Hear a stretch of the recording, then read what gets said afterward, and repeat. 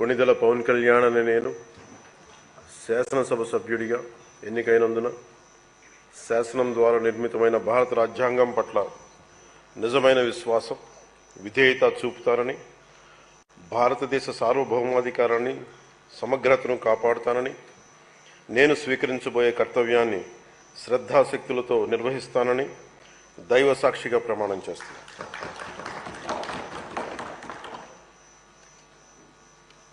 కొణిదెల పవన్ కళ్యాణ్ అని నేను ఆంధ్రప్రదేశ్ శాసనసభ